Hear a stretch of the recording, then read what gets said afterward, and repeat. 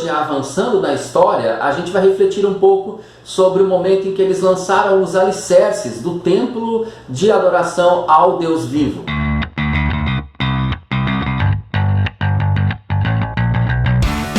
No vídeo anterior eu falei sobre o momento em que o povo judeu ele sai da Babilônia por autorização de Ciro, e Ciro também dá recursos para que eles construíssem o templo, e este era o objetivo deles quando retornassem para Jerusalém, reconstruíssem o templo que foi destruído anteriormente por Nabucodonosor no Império da Babilônia.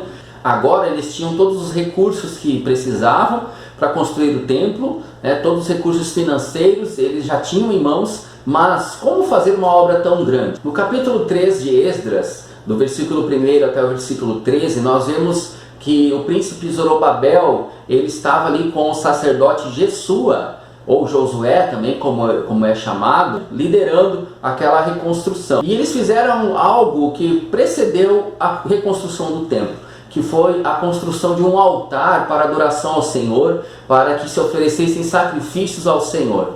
E isso nos mostra, e a gente já começa a refletir e tirar algumas lições práticas sobre isso, que antes mesmo do templo estar em pé, que seria algo maravilhoso para a vida deles, certamente, eles desejaram construir esse altar já para iniciar a adoração ao Senhor. E assim eles fizeram. O primeiro passo foi reconstruir o altar. E quantas vezes nós estamos quebrados, estamos recomeçando a nossa vida, né? Quantas vezes nós já tivemos que recomeçar, mas nós, na nossa cabeça, a gente já quer trabalhar, já quer fazer e quer acontecer, esquecendo muitas vezes que é importante primeiro começar ou recomeçar adorando ao nosso Deus. Sobre o fundamento dos alicerces, o relato bíblico mostra que houveram aproximadamente 7 meses de espaço, desde o momento em que eles construíram o altar até o momento que eles iniciaram a obra de reconstrução do templo. Talvez na visão de alguns isso é muita demora para começar a reconstruir, mas não foi, porque isso demonstra que eles planejaram aquela obra. Eles se organizaram para planejar aquela obra, assim como nós, como eu e você precisamos fazer no momento do recomeço, quando estamos construindo novamente ou reconstruindo a nossa vida. É planejar, é organizar todas as coisas. Eles passaram então um tempo contratando pessoas, contratando trabalhadores, preparando o projeto para que depois então eles iniciassem a reconstrução do templo.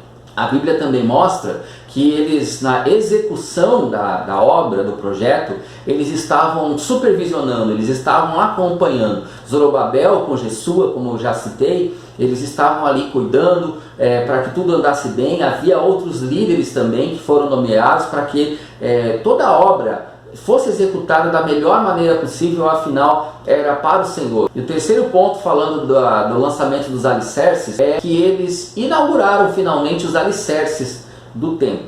E eu convido você a ler, especialmente no capítulo 3 de Esdras, como que aconteceu esse lançamento dos alicerces. Foi impressionante. Nós vemos ali que eles adoraram a Deus com fervor. Eles louvaram a Deus com fervor, porque aquele era um recomeço muito importante na vida deles. Então eles celebraram aquele momento. Eles reuniram os levitas e tocaram trombetas e festejaram, celebraram aquela vitória. Quando vivenciarmos pequenas conquistas no momento do recomeço, da reconstrução das nossas vidas, que a gente também celebre as pequenas conquistas. Era apenas o alicerce, embora a obra fosse muito grande, mesmo para os alicerces, mas comparado à construção toda, era apenas o alicerce. Mas mesmo assim eles celebraram, porque ali era um início importante dessa reconstrução, e que eu e você possamos também celebrar as pequenas conquistas, as pequenas vitórias que acontecem pelo caminho quando nós estamos recomeçando nossas vidas. Como o terceiro tópico do nosso estudo, nós vemos que houve ali algo bem interessante. As pessoas mais velhas choraram muito quando viram os alicerces lançados novamente. Talvez por um pouco de nostalgia, por um pouco de esperança, mas a Bíblia fala sobre os mais jovens, aqueles que nasceram lá na Babilônia e não conheciam o Templo de Salomão ainda. Eles nunca tiveram esse contato, apenas ouviam as histórias, ouviam falar. E a Bíblia diz que eles davam gritos de alegria. Você percebe que a atitude dos mais velhos que choravam foi muito diferente da atitude dos mais novos que gritavam de alegria. E a Bíblia também diz que houve um barulho muito grande, de choro e de riso, de choro e de lamentos e de gritos de alegria. E nós vemos aí uma diferença de gerações. Pessoas mais antigas têm um certo tipo de atitude, pessoas mais jovens têm outro, e às vezes essas gerações entram em choque. O que a gente aprende e já começa a perceber aí é que é importante que as duas gerações se entendam. É importante ter a experiência dos mais velhos, mas também a força dos mais jovens. Não é possível, não é admissível que numa comunidade cristã os mais jovens tenham preeminência em relação aos mais velhos e os mais velhos preeminência em relação aos mais jovens. A comunidade é para todos e todos precisam ali ter o seu espaço. Então a gente precisa tomar como lição e aprender a conviver melhor entre gerações diferentes. Isso é muito importante para a sua igreja, para a comunidade em que você vive, até mesmo para a sua empresa onde você está, onde talvez tem uma pessoa um pouco mais velha, um pouco mais de idade, de experiência, e você talvez seja mais jovem e você pense que essa pessoa talvez seja mais lenta, ou que essa pessoa lamente demais, reclame demais. Pense que essa pessoa um dia foi jovem e talvez há sim muita nostalgia do passado, mas que isso não impeça também, por outro lado, de você se alegrar e de você apoiar essa pessoa e de se apoiarem mutuamente. Você que é mais velho, mais antigo, talvez olhe a inconstância dos mais jovens, a facilidade que os mais jovens têm de se alegrar, de rir, de se entreter com as coisas, enquanto você já não.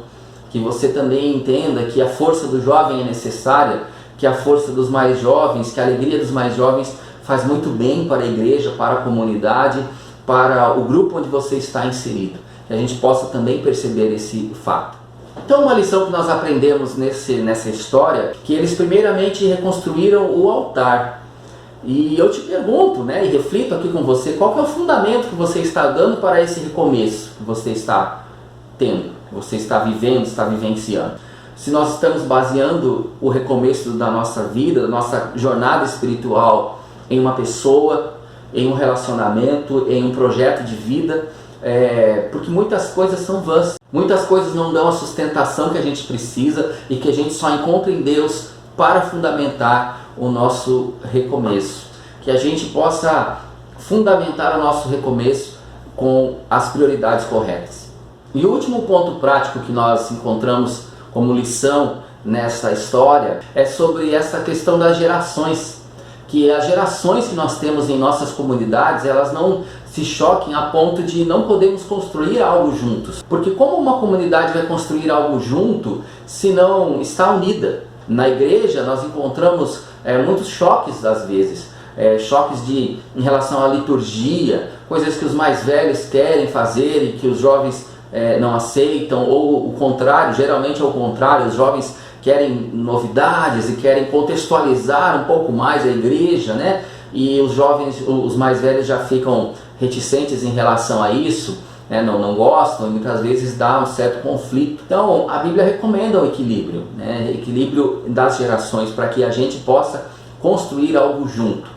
E você, o que pensa sobre isso? Eu gostaria que você deixasse o seu comentário neste vídeo, não importa aí onde você está assistindo, provavelmente tem um espaço para você comentar, então eu gostaria que você falasse um pouco a respeito disso, do tema de hoje, e dessa parte final, sobre esse choque de gerações que muitas vezes acontece na igreja. Deixa aí o seu comentário, o seu like. Nós encerramos assim, eu encerro aqui com você esse estudo, este vídeo. Te convido a continuar assistindo. Nas próximas semanas eu vou publicar novos vídeos. Mais pra frente vamos falar também sobre a vida de Esther, da grande rainha Esther, que foi muito usada por Deus. Então que você permaneça aí assistindo essa sequência e até o próximo vídeo.